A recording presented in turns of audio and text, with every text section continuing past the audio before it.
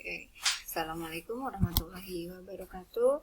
Pada kesempatan kali ini kita akan belajar bersama mengenai program komputer akuntansi untuk perusahaan jasa. Sebelumnya kita flashback kembali ke materi sebelumnya, yaitu apa itu perusahaan jasa. Ya, perusahaan jasa itu adalah perusahaan yang memberikan pelayanan jasa untuk mendapatkan penghasilan. Contohnya apa saja? Contohnya banyak bidang yang bergerak di perusahaan jasa.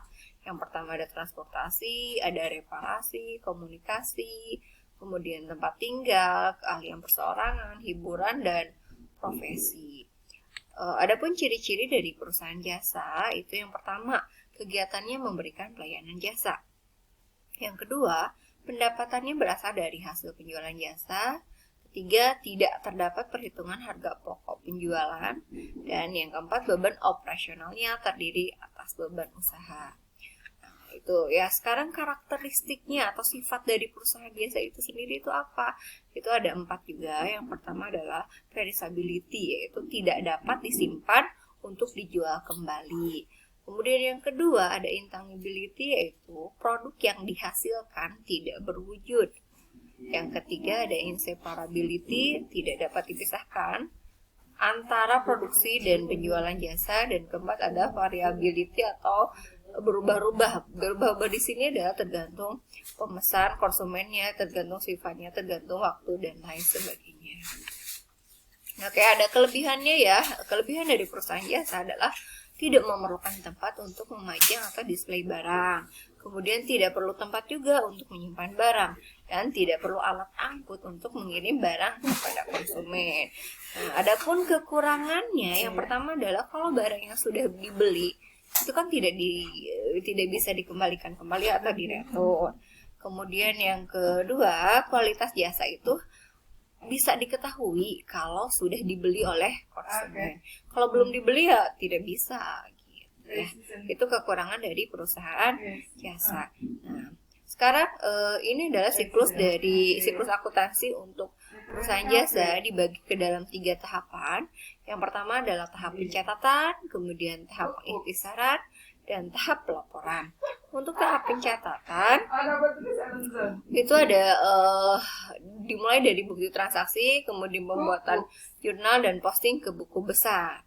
Kemudian tahap pengikhtisaran itu dari neraca saldo, jurnal penyesuaian, jurnal penutup, atau terus jurnal menutup untuk buku besar, neraca saldo setelah penutupan. Dan adapun tahap laporan itu ada laporan keuangan ya, tadi dari laporan laba rugi, perubahan modal, dan laporan neraca. Nah, di situ ada kertas kerja. Kertas kerja itu adalah merupakan bagian dari tahap pengikhtisaran.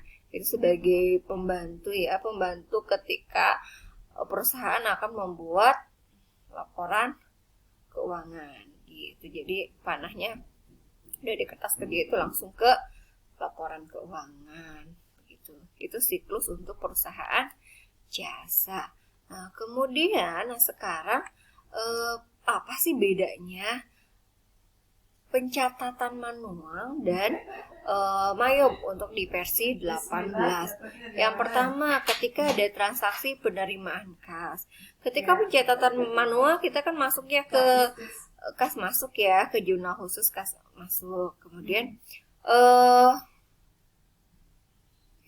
kas masuk. Kalau di mayop itu kita menggunakan fitur banking, kemudian fasilitasnya adalah receive money karena kan kas masuk.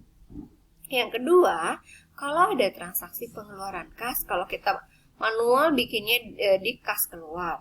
Kalau di Mayo bikinnya di banking, kemudian fasilitasnya adalah spend money. Ketiga, ketika ada penjualan kredit, kita membuatnya di jurnal penjualan kalau manual.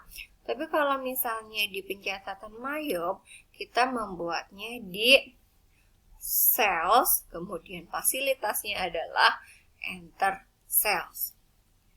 Keempat, pembelian kredit. Kita menggunakan jurnal pembelian ketika pencatatan manual. Kalau di dalam Ayob, kita pakainya purchase, kemudian fasilitas yang digunakan adalah enter purchase. Kalau misalnya ada beban non-kas, itu biasanya kita masuknya ke dalam jurnal umum ya, kalau di dalam pencatatan manual. Nah, kalau di dalam MyYob itu memakai account, kemudian pakainya adalah record journal entry. Transaksi selanjutnya adalah penerimaan piutang dagang. Itu memakainya adalah kalau manual kas masuk, tapi kalau di MyYob itu pilihlah feature-nya sales, kemudian fasilitasnya adalah receipt payment. Oke, transaksi selanjutnya ada pembayaran utang dagang. Itu kalau misalnya di manual kan kita membayar ya, berarti kan mengeluarkan uang. Tentu saja dicatatnya di kas keluar. Tapi kalau di dalam MyYob kita pakainya feature purchase, kemudian fasilitasnya adalah pay bill. Selanjutnya kalau melakukan pembelian tunai, kalau pembelian tunai berarti kita mengeluarkan uang ya. Nah, ketika pencatatan manual kita dicatatnya di kas keluar. Kalau di MyYob itu adalah bisa dua, bisa di banking, bisa di purchase. Kalau kita menggunakan banking, fasilitas yang digunakan adalah spend money. Kalau kita menggunakan purchase, fasilitas yang digunakan adalah enter purchase. Nah, dan transaksi yang terakhir adalah transaksi penjualan tunai. Kalau kita menjual barang, otomatis kita dapat uang ya. Nah, kalau dapat uang, berarti pencatatan manualnya itu adalah di kas masuk. Nah, kalau pencatatan versi MyYob itu ada dua. Bisa di banking, bisa di sales. Kalau banking kita pilihlah adalah receive money. Kemudian kalau di sales kita pilihlah enter sales. Nah, itu saja perbedaan pencatatan manual dan perbedaan antara dengan MyYob versi 18. Oke. Tolong diingat ini adalah rambu-rambunya ketika kita akan mengerjakan MyYob pada versi 18 gitu ya. Untuk pertemuan kali ini cukup sekian. Silakan kalian install program MyYob-nya versi 18. Kalau misalnya menggunakan Windows 10 itu tidak usah diinstal ya, copy saja, udah otomatis terinstall, tinggal kalian paste di desktop biar lebih mudah. Jadi itu sudah bisa langsung digunakan MyYob versi 18-nya gitu. Sekian pertemuan kali ini. Semoga bermanfaat, sukses buat kita semua. Saya tutup dengan Assalamualaikum warahmatullahi wabarakatuh.